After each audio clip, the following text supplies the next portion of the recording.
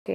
AP పరిస్థితికి చంద్రబాబు నాయుడు గారు in future మీరు 2 టర్మ్స్ ఇప్పుడు జగన్మోహన్ రెడ్డి గారే వస్తారంటున్నారు కదా? నెక్స్ట్ 2 టర్మ్స్ జగన్మోహన్ రెడ్డి గారు వస్తారు. 2024, 29 ఎవరు? జగన్మోహన్ రెడ్డి వస్తాడు. ముఖ్యమంత్రి ఆయనే అవుతారు. మరి ఆయన పార్టీ ఆయన అంటే మీ నోట్ నుంచి చెప్పాలి.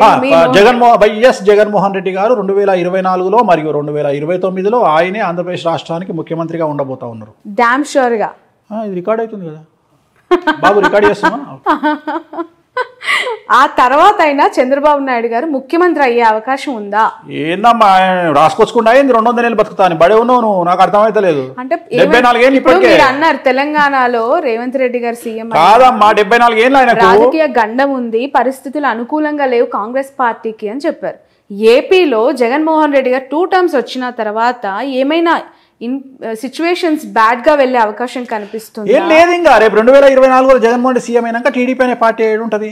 ఓకే, తర్వాత చూద్దాం. కదా ఆ పార్టీ 29 వరకు సస్టైన్ అయినప్పుడు కదా ఆ పార్టీ అప్పటి వరకు సస్టైన్. ఇప్పుడు నేను ఇంతకుముందు చెప్పిన 2017లో ఒక ఇంటర్వ్యూలో చెప్పిన ఏమని అంటే రాజశేఖర్ రెడ్డి లాగా మారిన జగన్మోహన్ రెడ్డి గారిని చూస్తారు మీరు అని చెప్పిన. అన్నట్టుగానే ఆయన మారిండు. మారిన తర్వాత ఆయనకు జనాల్లో లీడర్లు నమ్మకం వచ్చింది. అట్లనే ఇంకో మాట చెప్తున్నా ఇప్పుడు నీ తరపున కేసీఆర్గా మారబోతున్న జగన్మోహన్ రెడ్డిని చూస్తారు 24లో. అర్థమైందా డైలాగ్? ఓకే, కంట్రోల్ చేస్తాడు. ఓకే, అందరినీ కంట్రోల్ చేస్తాడు. సో ఇంకా తిరుగులే జగన్మోహన్. స్థానబలం ఏంటంటే స్థానబలం. మేము తెలంగాణలో ఉన్నాం కాబట్టి ఆంధ్రలో మమ్మల్ని ఏం చేస్తారు అని చాలా మంది అనుకుంటారు. కానీ బట్ కుటుంబానికి సంబంధించి పదే పదే మాట్లాడుతూ ఉన్న వాళ్ళకి అంటే ఇంపాక్ట్ ఏ విధంగా ఉంటుంది అంటారు? ఈ ఎలక్షన్స్ టైంలో చెల్లి షర్మిల గారు తెలంగాణకు వచ్చేసారు, తల్లి గౌరవ అధ్యక్షురాలుగా రాజీనామా చేశారు, ఇప్పుడు ఆయనతో భార్య ఉన్నారు భారతి గారు. పరోక్షంగా సపోర్ట్ చేసినా కూడా ఆమె ప్రత్యక్ష రాజకీయాలకు వచ్చే అవకాశం ఉందంటారు? లేదమ్మా, లేదు, రారు. ఓకే, ఆ నెసిటీ లేదు వాళ్ళకి. వాళ్ళ ఫ్యామిలీకి అవసరం ఏముంది? ఇప్పుడు సరే, ఇప్పుడు షర్మిల ఫైటింగ్ ఇంకోటో అవన్నీ వ్యక్తిగతమైన అంశాలు. ఇప్పుడు తెలంగాణలో నాకు తెలిసిన ఫ్యామిలీ ఉంది. అన్న టీఆర్ఎస్లో ఉన్నాడు, తమ్ముడు బీజేపీలో ఉన్నాడు, వాళ్ళ పెద్దన్న కాంగ్రెస్లో ఉన్నాడు. వాళ్ళు అనామకులు కాబట్టి వాళ్ళ గురించి మాట్లాడుకోము. ఇది సీఎం ఫ్యామిలీ కాబట్టి మాట్లాడుకుంటున్నాం. అట్లా ఎన్ని ఫ్యామిలీలు లేవు తెలంగాణలో? నాకు తెలిసిన వాళ్ళు మస్తు మంది ఉన్నారు. ఓకే, సో అది కామన్ కదా. దాన్ని పెద్ద విశ్లేషించి మాట్లాడుకోవాల్సినటువంటి అవసరం లేదు. వాళ్ళ జాతకరీత్యా ఉంటుంది. షర్మిల జాతకము, షర్మిల ఆంధ్రప్రదేశ్లో ఎంపీ కావాలి అంటే జగన్మోహన్ రెడ్డి చెప్పినట్టు ఉంటుంది. అన్న నాకు ఎంపీ అంటది, రాజ్యసభ ఇస్తాడు, ఎంపీ ఇస్తాడు, పోతుంది. ఆమె జాతకంలో రాజయోగం అనుభవించే పరిస్థితి లేదు కాబట్టి వ్యతిరేకమైన నిర్ణయాలు తీసుకుంటుంది. So actually nothing but decision. ఆమె తీసుకునే నిర్ణయాలు ఆమె జీవితము.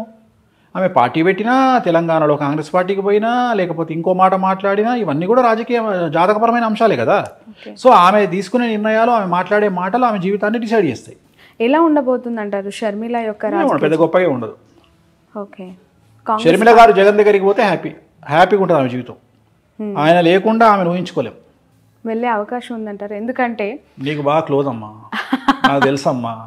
నీకు అమితమైనటువంటి ప్రేమ, నీకు చాలా క్లోజ్ షర్మిల. ప్రొఫెషన్ వేరు, వ్యక్తిగత మామూలుగానే అంటున్నా తల్లి.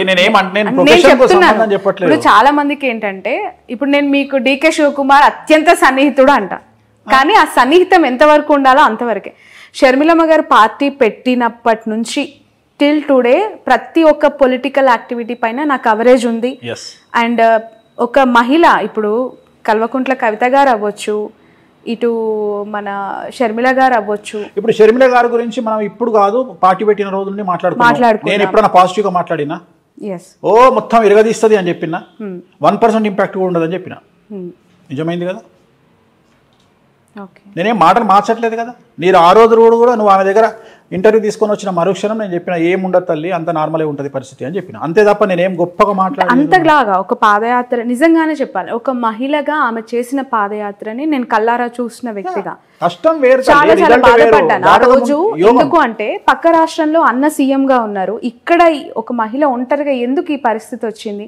మోరోవర్ అన్న గెలుపులో ఆమె పాత్ర ఉంది, ఆమె భాగస్వామ్యం ఉన్నప్పుడు ఇక్కడ ఎందుకు పెట్టింది అనేది నాకు పదే రేజ్ అయిన క్వశ్చన్. దానికి ఇప్పటివరకు నాకు ఆన్సర్ జాతకపరమైన విశ్లేషణ అంతే. వాళ్ళ వ్యక్తిగతమైన నిర్ణయాలు, యాక్చువల్లీ నథింగ్ బట్ డెసిషన్. అదే చెప్తున్నా కదా. ఆ నిర్ణయం ఎందుకు తీసుకున్నారు అంటే దానికి మనం ఏం చెప్తాం? ఇప్పుడు మన గ్యాప్స్ అనేవి ఉన్నాయంటారా? ఖచ్చితంగా నాకు కుటుంబం పట్ల అవగాహన లేదు, వ్యక్తిగతమైనటువంటి అంశాల జోలికి నేను వెళ్ళను. నేను జాతకపరంగా మాట్లాడతా. నేనేమంటా, ఇదే షర్మిల గారు నా దగ్గరకు వచ్చి, అనిల్ గారు నా దగ్గరకు వచ్చి, ఏమండి ఒక మాట మాకు ఒక ఐడియా అడ్వైజ్ ఇవ్వండి అంటే, ఎంబడే మీ దుకాణం బంద్ చేసి జగన్ గారిని కలవండి అని చెప్తా.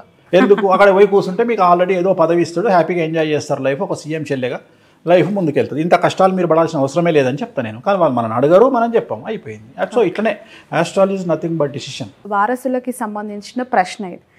కేసీఆర్ గారు ముఖ్యమంత్రిగా 2 టర్మ్స్ చేసిన తర్వాత ఇప్పుడు గెలిచి ముఖ్యమంత్రి పదవికి రాజీనామా చేశారు. కానీ కొడుకును ముఖ్యమంత్రి స్థాయిలో సొసైటీలో ప్రొజెక్ట్ చేశారు. నెక్స్ట్ 5 yearsలో కేటీఆర్ గారు ఆ స్థాయిలో ఎమర్జ్ అవుతారు పీపుల్లో అనేది ఒక మాట వినిపిస్తోంది. చంద్రబాబు నాయుడు గారి వారసుడు లోకేష్ గారి గురించి ప్రస్తావిస్తున్నారు. లోకేష్ గారు ముఖ్యమంత్రి అయ్యే అవకాశం కానీ, పాదయాత్రను మరొకసారి దిగ్విజయంగా నాన్ స్టాప్గా స్టార్ట్ చేసి ఎండ్ చేసే పరిస్థితి కానీ, పీపుల్స్ లీడర్గా ఎస్టాబ్లిష్ అయ్యే అవకాశం కానీ ఉందా అని చెప్పి. ఇక ఇండివిజువల్గా చెప్పగానే ఇద్దరికి లేదు, ఇద్దరు ముఖ్యమంత్రుల కొడుకులకు లేదు. ఒకటే ఆన్సర్లో 2 సమాధానాలు.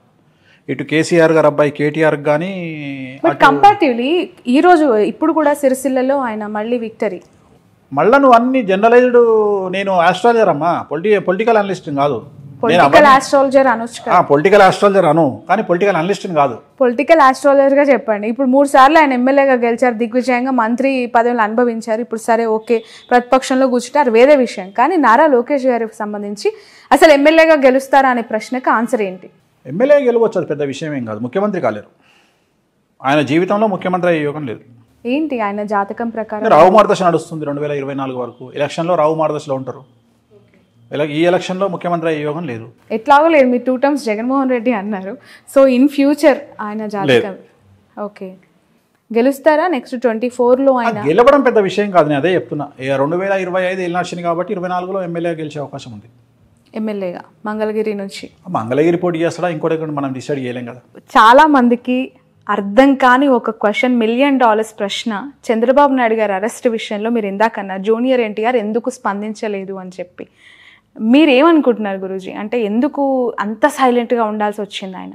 తన కెరియర్ మీద తనకున్న నమ్మకం, తనకు రాజకీయంగా కంటే సినిమా ఇండస్ట్రీ పరంగా తనకున్న నమ్మకం, ప్లస్ తిరుమల తిరుపతి దేవాలయంలో నేను వాళ్ళ అమ్మగారు కూర్చొని మాట్లాడినప్పుడు నన్ను ఒక ప్రశ్న అడిగారు ఆవిడ. ఎన్టీ రామారావు బర్త్ విషయంలో, జూనియర్ ఎన్టీఆర్ బర్త్ విషయంలో ఒక పెద్ద సమస్య ఉంది, ఆ సమస్య తెలియకుండా మీరు మావాడి జాతకాలు బాగా చెప్తున్నారు, ఎటా చెప్తున్నారు మీరు అని అడిగింది. ఆ సమస్య ఏందో నాకు తెలుసు తల్లి, ఇది సమస్య అని చెప్పిన. అనగానే షాక్ అయింది ఆమె. పెద్ద ఎన్టీఆర్ గారికి తప్ప, నాకు తప్ప, బాబుకి తప్ప, ముగ్గురికి తప్ప 4వ వ్యక్తికి తెలియదు, మీకు ఎట్లా తెలుసు అన్నది. నాకు తెలుసమ్మా అన్న నేను. ఆయనది మఖా నక్షత్రం, జూనియర్ ఎన్టీఆర్ది మఖా నక్షత్రం, జయలలితది కూడా మఖా నక్షత్రం, ప్లస్ ఆయన మంచి యోగంలో పుట్టిండు జూనియర్ ఎన్టీఆర్. కానీ ఆయన రాజకీయాల్లోకి రావడానికి టైం ఉంది. నేనే వాళ్ళ అమ్మతో అన్నది ఏంటంటే 2030 వరకు రాజకీయాల్లోకి రానియకండి బాబుని అని చెప్పిన. ఓకే, సో మీ సలహా అనమాట. నేను చెప్పింది అయితే వాళ్ళ అమ్మగారికి చెప్పిన మాట, తిరుమల దేవాలయంలో చెప్పిన మాట, హుండీ లెక్క పెడుతుంటే పక్కన నేను మాట్లాడింది, వైకుంఠ ద్వారం పక్కన కూర్చున్నప్పుడు దర్శనం అయిపోయిన తర్వాత ఆమె ఆ దేవాలయంలో మాట్లాడిన సందర్భంలో 2030 వరకు జూనియర్ ఎన్టీఆర్ రాజకీయాల్లోకి రాకుంటే బాగుంటుంది, 29 ఎలక్షన్లకైతే వద్దు అంటే 29 ఎలక్షన్ల వరకు ఎన్టీఆర్ గారు రాజకీయ అరంగేట్రం చెయ్యరు, కన్ఫర్మ్. ఓకే వేణుస్వామి గారు, మనం చాలా చాలా జంటలు విడిపోవడానికి చూస్తున్నాం. పెళ్ళంటారు, వచ్చి పత్రిక ఇస్తారు, ఒక 6 నెలల తర్వాత విడాకులు అంటూ ఉంటారు. మీరు కూడా చాలా సెన్సేషనల్ న్యూసెస్ చెప్పారు వాటి పట్ల. ఎందుకు పెళ్ళిళ్ళు నిలబడట్లేదు? అవి పెద్దలు కుదిర్చిన వివాహమైనా, ప్రేమ వివాహమైనా, మీరు గతంలో చెప్పారు లాస్ట్ ఇంటర్వ్యూలో సమంత నాగచైతన్య యాస్టిస్ జరిగిందని. ఇప్పుడు మళ్ళీ కొత్తగా మ్యారిటల్ లైఫ్లోకి వచ్చిన జంటలు చాలామంది కూడా విడిపోయారు. బట్ ఆఫ్ ద రికార్డ్ నాకు చాలా చెప్తూ ఉంటారు, కానీ కొన్ని సెలబ్రిటీ జాతకాలకి సంబంధించి ఏం చెప్తారు? ఉదాహరణ ఇంకొక సెన్సేషనల్ కపుల్తో తీసుకుందాం. సో కొత్తగా పెళ్ళైన లావణ్య త్రిపాఠి అండ్ వరుణ్ తేజ్. సో ఆ ఇద్దరు జాతకాల్లో గురువు శుక్రుడు నీచంగా ఉన్నాడు కాబట్టి నాకు తెలిసి వాళ్ళు కూడా రేపొద్దున ఫ్యూచర్లో కలిసి ఉండే అవకాశాలు లేవు. సో ఏమైపోయింది అంటే, నేను ఇట్లా చెప్పంగానే వీడికి ఏం పని లేదా, పాట లేదా, వీడు పెళ్ళిళ్ళు చేసుకుంటుంటే డివోర్స్ అని మొత్తుకుంటుంటే వీడికి పిచ్చిలేసిందా అన్నట్టు అయిపోయింది. నేనేం చెప్తున్నా అంటే, ఈ పెళ్లి చేసుకొని విడిపోవడం కంటే చేసుకోకుండా తగలడంట్రా అని నేను చెప్తున్న పాయింట్. అంటే జాతకంలో ఉండే దోషాలను బేస్ చేసుకొని మాట్లాడతాను నేను మిగతా విషయాలు మాట్లాడా.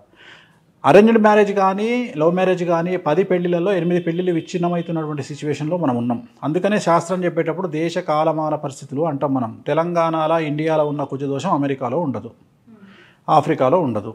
సో దేశ కాలమాన పరిస్థితులను బట్టి జాతకాలు చెప్పాలి.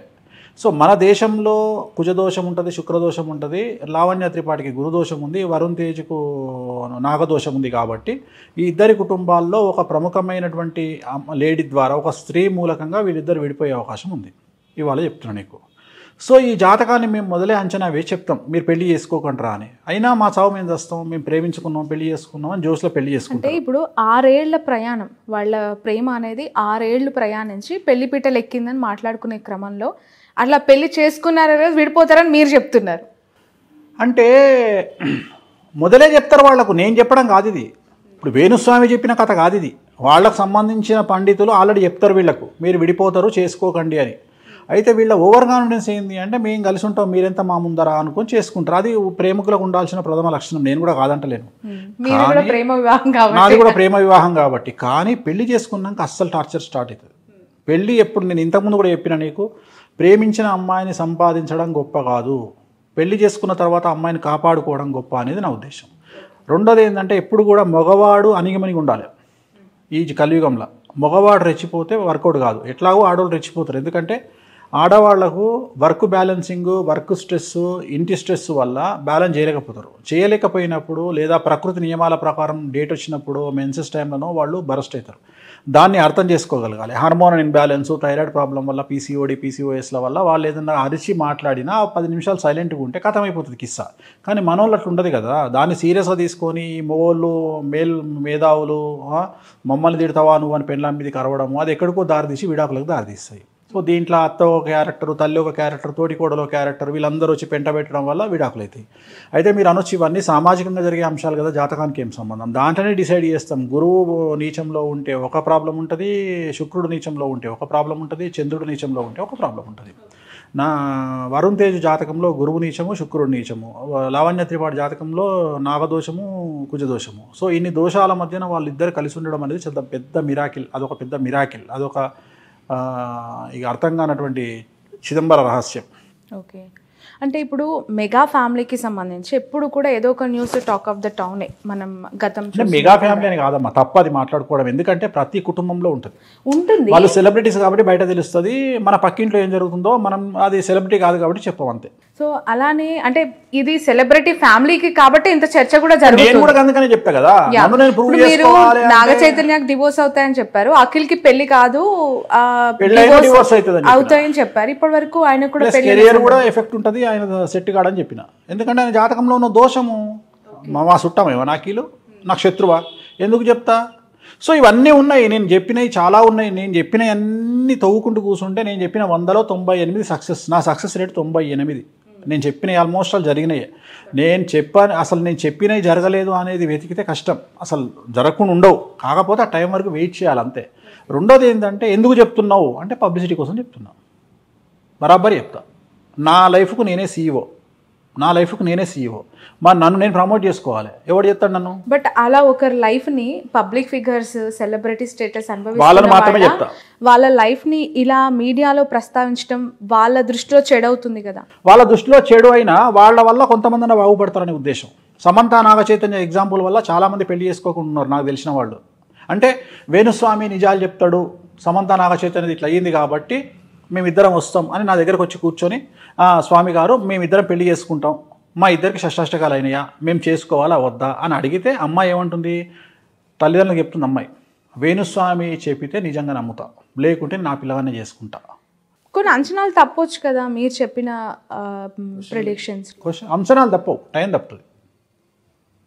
నేను డిసెంబర్ అంటే అది జూన్కి వెళ్ళొచ్చు, నేను జనవరి అంటే జూన్కి వెళ్ళొచ్చు, కానీ అంచనాలు తప్పవు, జరిగి తీరాల్సిందే. పాలలో ఉప్పు వేస్తే 100% పాలు విరిగిపోవలసిందే. కానీ అది పాలు పొంగినప్పుడు ఇరిగిపోయినాయా, పొయ్యి మీద వెట్టంగా ఇరిగిపోయినాయా, దించేటప్పుడు ఇరిగిపోయినాయా అనేది తేడా. సో జరిగి తీరాల్సిందే. సో చాలామంది మారుతున్నారు. నేను చెప్పడం వల్ల షష్టాష్టకాల గురించి, సమంత నాగచైతన్య గురించి మాట్లాడినప్పుడు చాలామంది రియలైజ్ అవుతున్నారు. చాలామంది వేణుస్వామి దగ్గరకు వచ్చి మీరు చెప్పింది ఇంకా రబ్బర్ స్టాంప్ అని ఫిక్స్ అవ్వాలి. కాకపోతే నేనేం చేయలేను, నన్ను తిట్టుకున్నా నేనేం చేయలేను. ఇప్పుడు నేను నమ్మే వాళ్ళతో నాకు నా లింక్ అమ్మ, నమ్మనంతో నాకేం పని? ఈ ప్రపంచంలో ఇట్లా 2 చేతులు ఎత్తి నన్ను నమ్మితే నమ్మండి, నమ్మకపోతే నమ్మకండి అని చెప్పింది నేను ఒక్కడే. ఇప్పటికి కూడా చెప్తున్నా, నేను ఇప్పుడు కూడా చెప్తా, చిన్న చిన్న సమస్యలకు నా దగ్గరికి రాకండి. ఆ సమస్యలు మీ దగ్గర ఉన్న పంతులకో, పురోహితులకో, జ్యోతిష్కులకో చూయించుకోండి. పెద్ద సమస్యలు అయితేనే నా దగ్గరికి రండి. చిన్న సమస్యలకు నా దగ్గరికి రాకండి. పెద్ద సమస్య ఉంటే నా దగ్గరికి రండి. అంటే మీ లెవెల్ పెద్దది, నా లెవెల్ పెద్దది అంటలేను అమ్మా. పెద్ద సమస్య ఉంటే రమ్మన్నప్పుడు చిన్న సమస్యలకు మీరు పరిష్కారం క్యాన్సర్ లాంటి రోగాలకు నా దగ్గరికి రండి. మీకున్న రోగాలకు లోకల్ డాక్టర్ దగ్గరికి వెళ్ళండి. ఓకే, అప్పుడు అది పెద్దది ఎట్టయితుంది? నేను తోపునని చెప్తలేను కదా. నేను అనేది ఏంటంటే ఆ టైం వేరే వాళ్ళకి ఇచ్చే అవకాశం నాకు వస్తుంది. నాకున్న టైమే తక్కువ, ఎవరికైనా 24 అవర్సే. దాంట్లో నా సోమర్థానానికి 9 గంటల వరకు ఇవ్వ. సో నేను వచ్చేది 12 గంటలకు నేను వచ్చి జాతకం చెప్పుకోవాలి అంటే ఆ 12 నుండి 4 మధ్యలో మహా అంటే 15 మందికి జాతకాలు చెప్తా. సో ఈ 15 మందికి చెప్పుకుంటూ పోతే ఎంతమందికి 8,000 మంది వెయిటింగ్ ఉన్నారు ఇప్పుడు ఈ రోజు కండిషన్. నేను ఎంతమందికి చెప్పుకోగలుగుతా? అందుకని దయచేసి మ్యాక్సిమం నా దగ్గరికి. ఇంకొంతమంది ఏం చేస్తారు, ఇప్పుడు ఒక క్లయింట్ నా దగ్గరికి వస్తాడు, ఒక రెమెడీ రాస్తా, తిరునల్లారు పోయి పూజ చేయించుకొని రండి. పూజ చేయించుకొని వచ్చినాక మళ్ళీ నా దగ్గరికి వస్తా అంటాడు. అయ్యా నువ్వు పూజ చేయించుకున్నావు కదా నాయన, మళ్ళీ నా దగ్గరికి ఎందుకు వస్తావు? రెమెడీ అయిపోయింది, వెళ్ళిపో. మళ్ళీ కలిసి నాతో మాట్లాడు, స్వామి నేను పూజ చేయించుకున్నా అని చెప్తా అంటాడు. సో అందుకని నీ ద్వారా చెప్తున్నా, నా దగ్గరకు వచ్చి రెమెడీ చేసుకున్నాక అవసరం లేదు నన్ను కలవడం.